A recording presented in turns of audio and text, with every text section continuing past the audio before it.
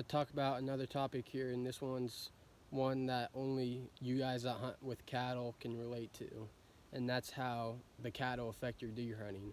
If you have cattle on your property, it's going to affect your deer hunting. I've read articles, I've read people saying it doesn't affect it, but for me, it will affect the deer hunting. They take the food.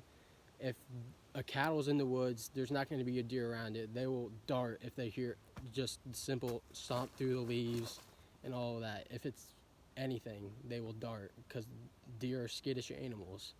So whenever you have cattle, you have to figure out a pattern. I said this in a previous video just a little bit, but I want to make this a firm topic for this video. And if you have cattle, you have to figure out their pattern. So it's twice as hard as hunting on a normal private land without any cattle, because you got to figure out these deer patterns a lot better, because it's a lot harder and it takes more time. You have to figure out both of these animals' patterns right here.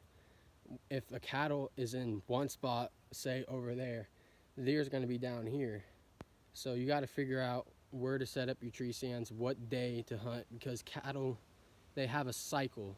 They'll move to certain spots of the day and of the week, because on the weekend I have them, these cattle are down on this like 60-acre pasture to the south of me, and the woods are to the north of me.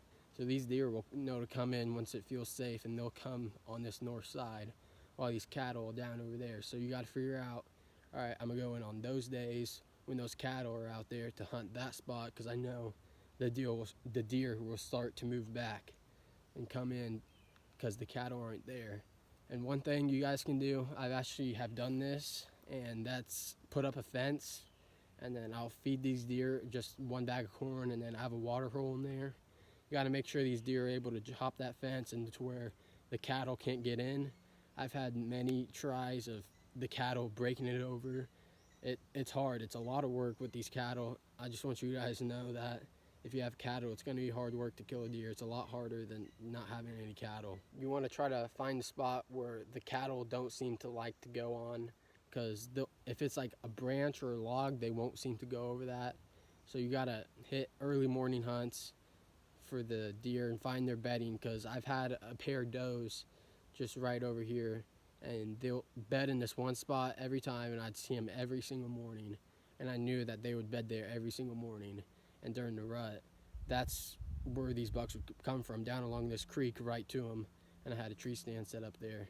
So you got to pattern both of these cattle and deer, and talk to whoever farms on your land and does the cattle, and see if they can remove the cattle during the hunting season or anything like that. If they can't, they can't, but if they can, it will definitely help out your hunting a lot, and it will make it a lot easier for you if they do take it out like a week during the hunting season, because that's what they do. They take it out for the 1 week of the gun season just so they don't get shot as a deer, because some people are stupid enough to shoot a cow thinking it's a deer.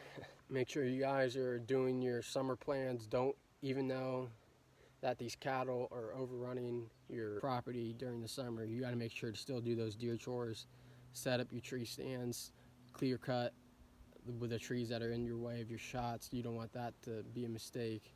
And then just set up on the spots where you saw deer sign last year, and hopefully you'll get a big buck down from that. Hope you guys enjoyed this video. Thanks for watching. Peace.